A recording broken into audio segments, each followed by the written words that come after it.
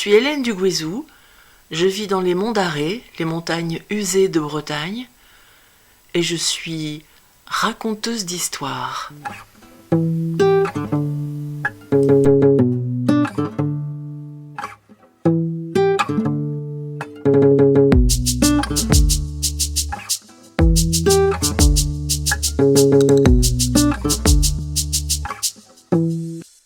Au village du Guézou, tout est calme, si ce n'est la volée de moineaux, de mésanges et de petits enfants qui volent et courent dans le hameau en chantant et en criant.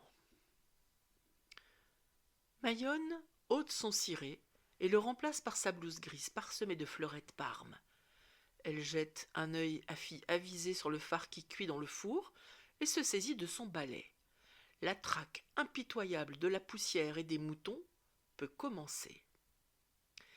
Les petits enfants rentrent dans la maison en courant et en criant, bottes crottées, écharpes humides, faisant voler en tous sens les moutons gris dans la cuisine. Les imprécations de la vieille dame les freinent bien un peu. « Mais pourquoi y a encore de la poussière alors que tu as déjà passé le balai hier ?» s'étonne le plus jeune. Mayonne, vaincue, lâche son balai, s'assied dans un vieux fauteuil et commence ses explications. Il était une fois l'histoire authentique et véridique de Danvad le Dodu, un des moutons de poussière du clan des Ulacs du Guézou. Depuis le matin du monde des Ulacs du Guézou, Danvad le Dodu suivait docilement le troupeau de ses compagnons au dos rond. Il faisait éternellement le même périple, le long des plaintes, silencieux et modestes, comme doivent l'être les honnêtes poussières. Ce n'était ni plus ni moins que le cheminement normal de ceux de son espèce, un destin paisible qu'ils acceptaient sans plainte et de bonne grâce. Et si, parmi les poussières, être un mouton n'était pas rien, leur unique issue n'en était pas moins la poubelle de Mayonne, comme tout un chacun en ce sol si bas. Il n'atteignait généralement ce sinistre au-delà qu'après de longues errances, mais il pouvait arriver que l'échéance fût plus soudaine. Il campait volontiers au pied des meubles protecteurs. Chaises ou tables étaient même des haltes obligatoires et attrayantes. Partant de ménage, c'est-à-dire chaque jour que Dieu faisait, il convenait toutefois d'être prudent. Un jour, alors qu'il bivouaquait tranquille, à l'ombre protectrice du très vieux fauteuil de Mayonne, Danvad le Dodu faillit bien être fauché par le grand balai. Heureusement, la tempête, quoique violente, fut brève, et, cette fois-ci au moins, il échappa à la pelle. Comme il ne ressentait aucun appel pour elle, Danvad le Dodu retint la leçon. Ne jamais se relâcher, ne jamais se laisser aller au faux sentiment de sécurité qu'inspirent les meubles. Pour l'heure, il jugea préférable d'hiverner au dos du lit clos de Mayonne, où l'amenèrent des courants d'air propices. Il y coula des jours heureux parmi les siens, car l'existence y était douce et paisible. Il serait bien resté là éternellement, si sa nature aventureuse, ainsi qu'un sombre pressentiment, ne l'avaient poussé à quitter le giron du douillet refuge. Il fit bien, car tout le reste de la petite communauté succomba à un terrifiant nettoyage de printemps. Il fut choqué du sort cruel de ses congénères et s'interrogea longuement sur l'état de poussière. Il était mouton et comme tel aurait dû accepter son devenir, aussi impitoyable fût-il. Mais il ne pouvait s'y résoudre et décida de rester toujours maître de son destin, quoi qu'il advienne. Il s'en fit donc sur les dalles de schiste le serment solennel. Danvad le Dodu reprit donc son périple, esselé. Il traversa de lugubres déserts de parquets cirés, où il n'y avait plus de poussière qui plane. Il franchit un terrible couloir au carrelage aseptique et faillit bien succomber à l'odeur nauséabonde d'un nettoyant liquide javelisé. Il prit 1000 risques, courut 1000 dangers, connut l'enfer de la solitude, le désespoir et le doute. Mais le temps passant, vaille que vaille, il subsista jusqu'à des jours plus cléments. Des petits troupeaux se reconstituaient progressivement, et il réussit même à en intégrer un qui s'épanouissait dans une large encoignure accueillante.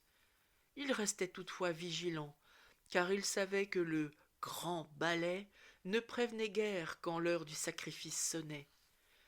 Il ne voulait en aucun cas être sa victime expiatoire, et ne désirait nullement connaître la pelle et la poubelle. S'il n'arrivait pas à partager l'innocente insouciance de ses jeunes compagnons, en retour, ceux-ci le considéraient avec méfiance, sentant intuitivement sa différence. Parmi eux, il était seul. Aussi méditait-il longuement et se remémorait les vieilles légendes du grenier que se racontait à l'époque heureuse du lit clos. Elle parlait de pièces où le grand balai passait si peu que les troupeaux pouvaient s'épanouir sans risque dans de grands espaces libres. Ils prospéraient, disait-on, d'une cloison à l'autre sans entrave, et leur peuple ondulait paisiblement au gré d'un courant d'air maternel, formant comme un océan mouvant de fraternelle poussière. Dandvad le dodu était convaincu qu'il ne s'agissait pas de légende, et qu'un tel Éden existait quelque part. Il élaborait de folles théories et imaginait des univers parallèles qu'il nommait maisons. Il les pressentait multiples, divers et variés. Certains étaient idylliques, où les moutons étaient maîtres de l'espace intermobilier, où les cieux étaient constellés de myriades de particules volant dans des rayons de soleil, où la petite fine côtoyait en paix la duveteuse, où la poussière était heureuse. D'autres étaient des mondes démoniaques, où le courroux vengeur du grand balai était quotidien, où sévissaient les abominables dieux prédateurs d'une mythologie terrifiante, tels le tonitruant aspirateur, la perfide cireuse, ou bien encore l'immonde centrale vapeur. Cependant, le temps passait et le troupeau prospérait. Tous les jours, de nouveaux moutons venaient le grossir, et il racontait que partout ils avaient vu la même abondance. D'autres, régulièrement, reprenaient l'éternelle transhumance, et Dandvad le dodu était tenté de les suivre. Il savait que le temps allait bientôt tourner au nettoyage, et il se demandait s'il ne serait pas prudent d'aller quérir un lieu mieux habité et plus sûr que cette encoignure trop dégagée. Il n'en fit pourtant rien. Si quelque chose devait arriver, il était prêt. Il attendrait son destin. Et ce fut le balayage, terrible et soudain. Le vent du ménage soufflait plus ravageur et plus vengeur que jamais. Le grand balai de Mayonne, sans ménagement, déplaçait à sa convenance les poussières impuissantes. Il allait et venait inlassablement, grossissant le tas des captives anéantis. Dandvad le dodu savait que la pelle n'est jamais très loin en de telles circonstances, mais ne céda aucunement à la panique. Il n'allait pas se laisser mener à la poubelle comme une vulgaire petite fine. Il n'allait pas non plus fuir comme l'aérienne particule. Il en avait assez de subir craintivement les événements, et il était déterminé à agir. Sereinement, il apprécia la chorégraphie subtile du ballet, allant au passage jusqu'à lui trouver une certaine grâce. Il étudia sa logique froide et sans état d'âme, en interpréta le mouvement perpétuel, en démonta le mécanisme infernal, et quand le grand balai arriva sur lui prêt à l'emporter, il ne broncha point. Au dernier instant, il envisageait bien de surfer sur le rouleau de vent qui précède le coup de balai, afin d'échapper au piège redoutable. Mais n'en fit rien. Au lieu de cela, avec la complicité désintéressée d'un remous d'air, il surmonta l'obstacle déferlant, s'éleva au-dessus de lui et, au passage, s'accrocha à un poil particulièrement hérissé du balai. Il se cramponna et, résistant à la force du vent qui menaçait de le désarçonner, parvint à s'agripper solidement à la base du manche. Aussi improbable, aussi stupéfiant que cela puisse paraître, le fait était là, irréfutable, il chevauchait le grand balai.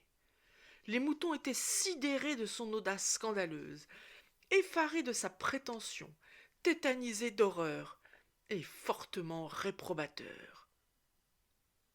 Une telle attitude immodeste et indigne d'un mouton était proprement inconcevable.